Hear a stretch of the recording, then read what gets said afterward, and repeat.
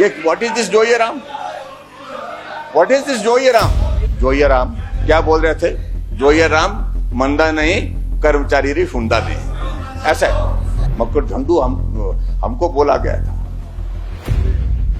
बंधुआ मजदूर बोला गया, डोंडे बोला गया, खेपसू भाट बोला गया, क्योंकि आज कुछ था नहीं बाहर निकल करके इनको खबर बनानी थी। और खबर का इंतजाम एक पहले करके आया कि भाई आज अगर मुख्यमंत्री के खिलाफ हमने वॉकआउट किया, चेयर के खिलाफ वॉकआउट किया, तो अपने आप को खबर बने।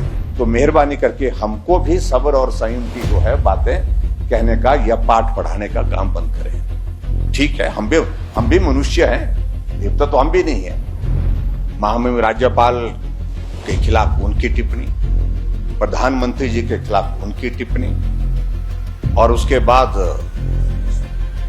आसन के खिलाफ उनकी टिप्पणी, आखिर किस हद तक सारी चीजों को हम जाने देंगे? प्रश्न ये भी तो खड़ा होता है।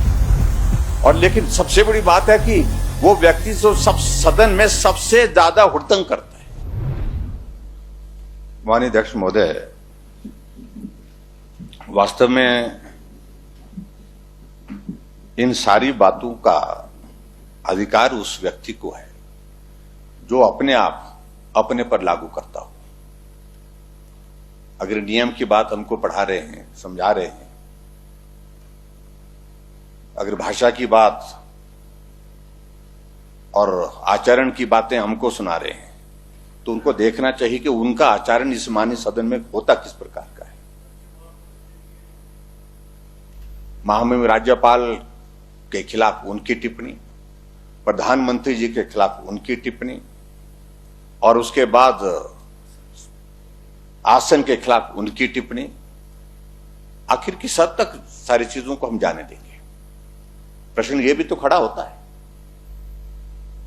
कि एक व्यक्ति को इस प्रकार का अधिकार हम देंगे क्या कि वो कुछ भी बोलता जाए, किसी के खिलाफ भी कुछ भी कहता जाए? यहां पर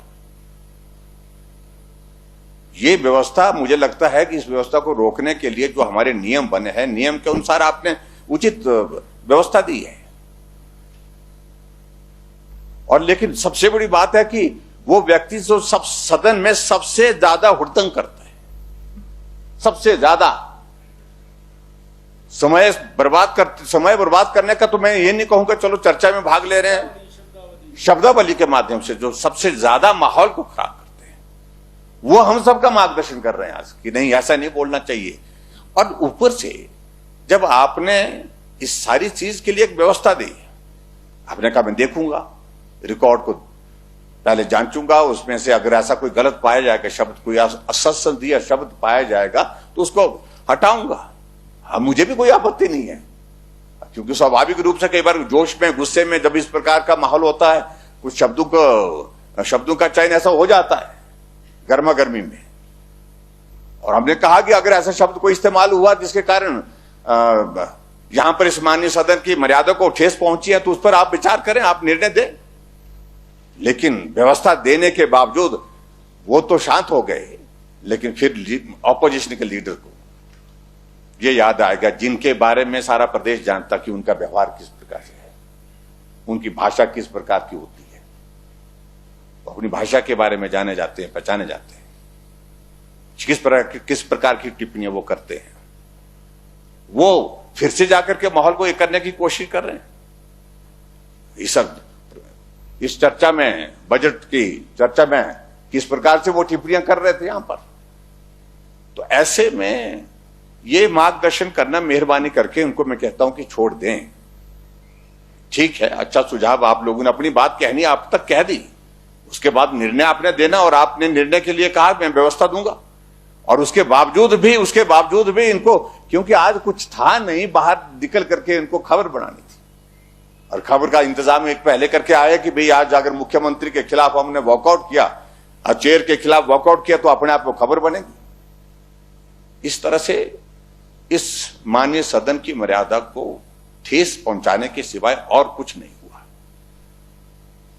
इतनी महत्वपूर्ण चर्चा बजट पर हो रही है, और कितना महत्वपूर्ण इस वक्त का समय है, उस चर्चा में भाग लेते, अपनी बात कहते, अच्छा रहता। और जैसा मैंने देखा है, मैं उनका संबोधन जिस प्रकार से बजट पर बोले, कहां वो वो तो राष्ट्रीय और अंतर्राष्ट्रीय विषयों पर बोलते रहे।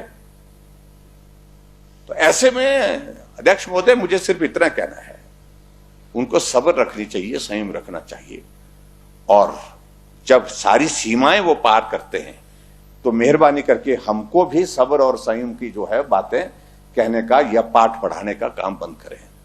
ठीक है, हम भी मनुष्य हैं, देवता तो हम भी नहीं है, और स्वाभाविक रूप से जब इस प्रकार की टिप्पणियां बार बार सुनते रहेंगे, इस प्रकार के बातें बार बार सुनते रहेंगे, तो स्वाभाविक रूप से उनको इस बात के लिए तैयार रहना चाहिए कि सामने से भी जो है उसका जवाब आएगा। अगर माननीय सदन में कुछ लोगों ने, कुछ साथियों ने, हमारे यहां से माननीय सदस्यों ने यहां से जवाब दिया है, तो उसको सुनने के लिए उनको भी तैयार रखें, क्योंकि जो वो बोले हैं कम से कम हमारे सदस्य उतना नहीं बोले जिस तरह की भाषा का इस्तेमाल उन्होंने किया है। हाँ, कई शब्द किस प्रकार से इसी सदन में हमने देखा है। मक्कड़ झंडू हमको बोला गया था, बंधुआ मजदूर बोला गया, टोंडे बोला गया, खेकसू भाट बोला गया।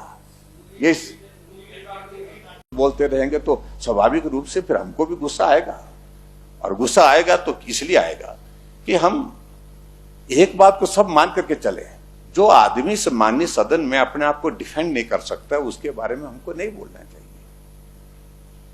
जब माननीय प्रधानमंत्री जो देश का नेतृत्व कर रहे हैं, आज की तारीख में देश के प्रधानमंत्री हैं, वो अपना पक्ष इस सदन के अंदर तो प्रस्तुत नहीं कर सकते, वो अपनी बात नहीं कह सकते हैं।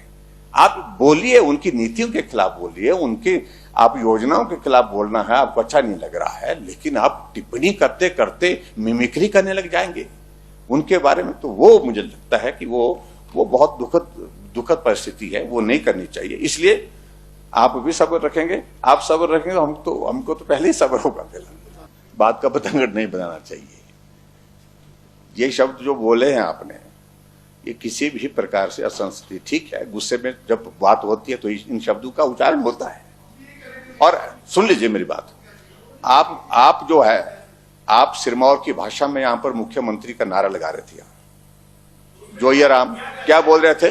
जोइया राम मंदा नहीं, कर्मचारी री फुंदा नहीं, ऐसा है। ये what is this Joyram? What is this Joyram? आप बताएं, आप ज्ञान मत दीजिए हमको, आप क्या बोलना चाह रहे हैं? आपको मालूम है क्या मतलब होता है इसका? आपको मालूम है क्या? ज्यादा मतलब मेरे तो ज्यादा पता है। आप मत सोचिए कि आपको ही सब कुछ आता है। आप तो यही बोलूंगा मैं, और बोलूंगा मैं, आपको भी बोलूंगा ये। हाँ,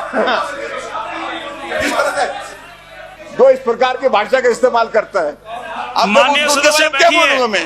यही बोलेंगे, बार बार बोलेंगे, सब बोलते हैं, पूरे प्रदेश में बोलते हैं ऐसा।